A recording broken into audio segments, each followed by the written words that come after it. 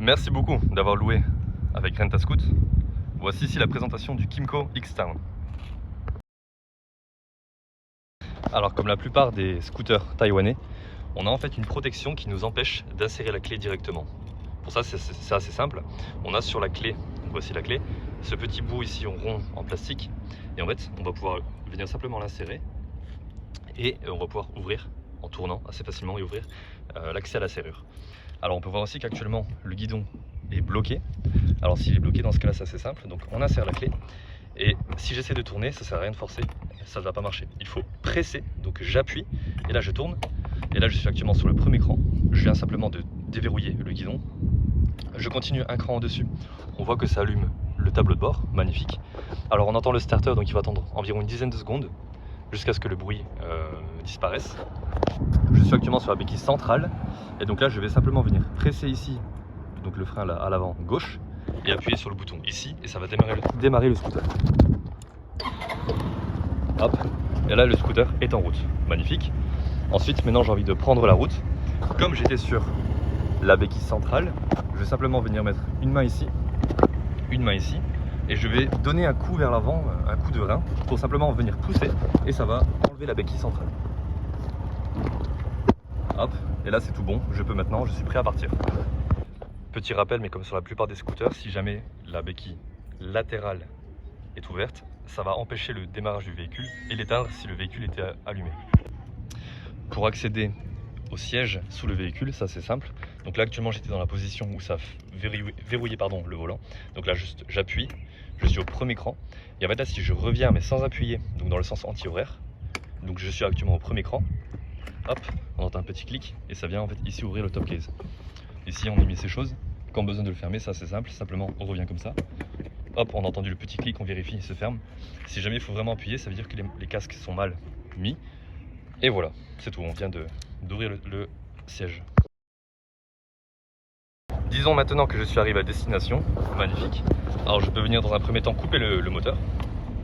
Le moteur vient de s'arrêter, très bien. Je vais en descendre. Et donc là, excusez-moi pour le bruit.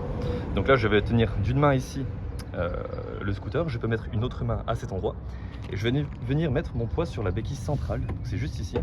Alors je peux utiliser la béquille latérale mais elle est un petit peu moins stable, et ici la béquille centrale. Voilà, donc j'ai simplement mis mon poids dessus en tenant le scooter et ça a activé la béquille centrale. Donc là maintenant le scooter est plutôt stable, on peut continuer ici venir et donc là je peux ouvrir le top case, hop, y mettre mon casque et mes gants, prendre si nécessaire la chaîne, l'attacher. Alors le mieux c'est de l'attacher à un point fixe, puis refermer ça, vérifier que tout est bon. Et on peut du coup ensuite mettre le volant tout à gauche, on appuie comme ceci, je vérifie le guidon est bien bloqué et là j'appuie ici sur le petit bouton jaune et on vient vraiment de sécuriser le scooter. Si vous avez sélectionné le top case, voici comment l'utiliser. Bon, c'est très simple, on insère ici la clé, hop, je vais venir appuyer sur le bouton ici et donc là ça va venir en fait libérer ici la petite poignée. J'ouvre, je prends mes choses, j'ai terminé. Et maintenant pour le fermer, donc on vérifie, regardez, j'ai ma clé actuellement sur le côté comme ça, position. Je viens simplement remettre cette poignée là par le haut. Ici en dessous il est noté, hop, presse, j'appuie. Là il est refermé et je peux faire comme ceci, je vérifie, top case est fermé.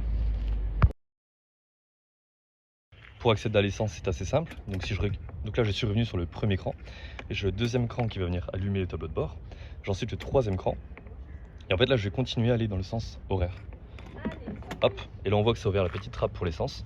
Ici on voit qu'il est noté E5, donc c'est le SP98. Hop, comme ceci. Ici on y met l'essence. Quand on a fini, on referme comme ceci. Hop, et c'est tout bon. Pour les plus aguerris d'entre vous, et pour ceux qui ont donc déjà démarré le véhicule, il est comme tout de même possible d'accéder au siège. Alors regardez, actuellement, donc mon scooter est en route. Et en fait là, en soi, j'ai les indications ici, mais il faut simplement appuyer et revenir en sens anti-horaire. Hop, et là on a entendu le clic. Et là je peux accéder à mon casque. Comme ça permet de faire chauffer le véhicule le temps de se préparer. Pour la lecture du tableau de bord, c'est assez simple. On a tout en haut la barre là qui représente en fait, c'est cold and hot, donc c'est en anglais froid et chaud. Et en fait, ça représente la température du moteur. Donc ici, on n'a que 3 barres. En général, quand vous allez l'allumer, il y aura une barre ici. Si le moteur surchauffe, il y aura 3 barres. Normalement, ça ne devrait pas arriver. Et là, 2 barres, pardon, ça veut dire que actuellement le moteur est chaud. Ensuite, on a température ici, kilomètres parcourus, l'heure, la jauge d'essence. Donc là, actuellement, on peut voir qu'il est plein. Avec la qualité vidéo, ça clignote, mais dans la vraie vie, ça ne clignote pas.